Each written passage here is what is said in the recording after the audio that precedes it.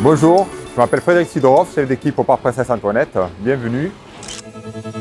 Alors ici, notre métier consiste donc à faire l'entretien du parc. Donc ça consiste, donc, comme vous voyez, on est dans un parc qui fait à peu près 1,5 hectare. Il y a beaucoup d'oliviers. Pour certains, il y en a qui sont plus que centenaires. Après, on a d'autres essences, donc des pins, quelques chênes verts et puis bon, beaucoup de plantes méditerranéennes. Alors au parc, avant tout, c'est quand même une aire de jeu pour les enfants, hein. Il faut dire qu'on a beaucoup de structures, donc des terrains multisports, beaucoup de jeux d'équilibre, des balançoires. On a aussi terrain de volley, on a aussi table ping-pong, des bacs à sable aussi. En fait, c'est pour tout le monde et surtout de tous les âges d'enfants, quoi. Alors ici, on se trouve donc à la mini-ferme du haut, donc avec la partie des chèvres. Donc il y a 6 chèvres, donc on a 5 mâles et une femelle. Ce personnage, c'est Léon. Léon, en fait, la propriétaire, elle habite juste à côté, elle est juste en dessous du Simona.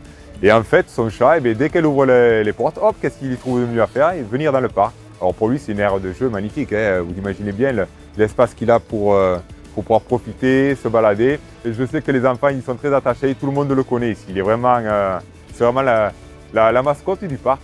Alors ici, donc, on se retrouve donc, au niveau de la ferme du bas, donc on va dire la basse-cour, hein, avec tous les animaux qu'on peut trouver dans une ferme classique, donc les canards, lapins, les poules, on a même des cochons d'Inde. Pour le coq, alors en fait, voilà, ce qui s'est passé, c'est que au niveau des animaux, bon, on est obligé d'acheter donc pour renouveler, hein, les poules, les lapins, les canards. Et bon, un collègue jardinier donc, est allé chercher donc, 2 poulets dans une jardinerie, quoi. Et sûr de lui, il m'a dit, bon, ben, t'inquiète pas, c'est deux poules, quoi.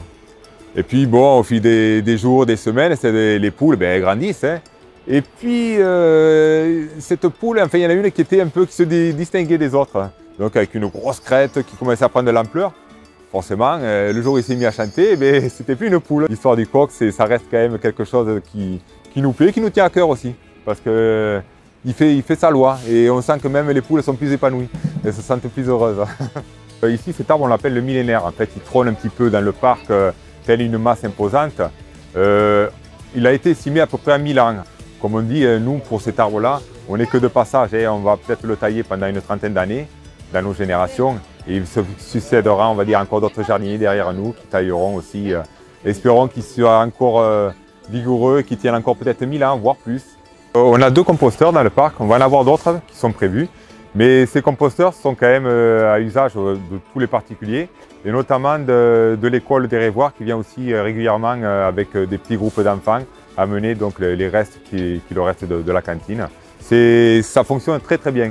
Les gens ils sont assez réceptifs à ça, ils se rendent compte qu'ils ont une petite démarche qui est quand même environnementale, et puis bon, après nous aussi on leur explique que le compost il est réutilisé dans les potagers, qui eux aussi, ces potagers, pareil, on fait des ateliers pédagogiques avec les enfants. Donc ils viennent normalement pour planter, récolter les fruits et légumes quand il y a les tomates ou les pommes de terre. Donc on est quand même dans une démarche très pédagogique au niveau du parc. Et alors ici dans le parc, on a beaucoup d'événements, dont le plus gros événement ici, c'est le Cavagnetou. Le Cavagnetou, c'est une fête qui se déroule dans le parc. C'est un grand pique-nique. Donc qui se passe début septembre.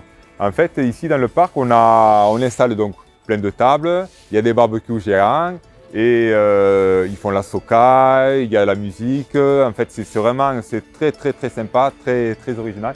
Et sur cette zone-là, ici, c'est la zone princière qu'on appelle. Donc il y a le prince qui vient et il participe donc à cet événement. Alors, je sais que les Monégasques ils sont très attachés, donc on peut avoir quand même jusqu'à près de 1000 personnes qui viennent dans le parc. Ça représente quand même beaucoup de monde sur la superficie du parc. Et nous, on y est très attachés. Pour nous, c'est un événement qui est très important. Donc bien sûr, le parc, on met les grands moyens, on met une belle floraison, on fait une belle décoration. Au mois de septembre, nous avons le pique-nique au parc. C'est un grand rendez-vous avec les Monégasques, une messe d'ailleurs édite par Monseigneur Archevêque, et le souverain assiste à cette manifestation. C'est un moment attendu par tous les Monégasques de la principauté. Nous avons été obligés de le suspendre à cause du Covid, mais nous pensons réitérer cette organisation cette année. Nous avons la chasse aux œufs en période de Pâques où les enfants donc prennent rendez-vous et viennent dans ce parc pour chercher des œufs.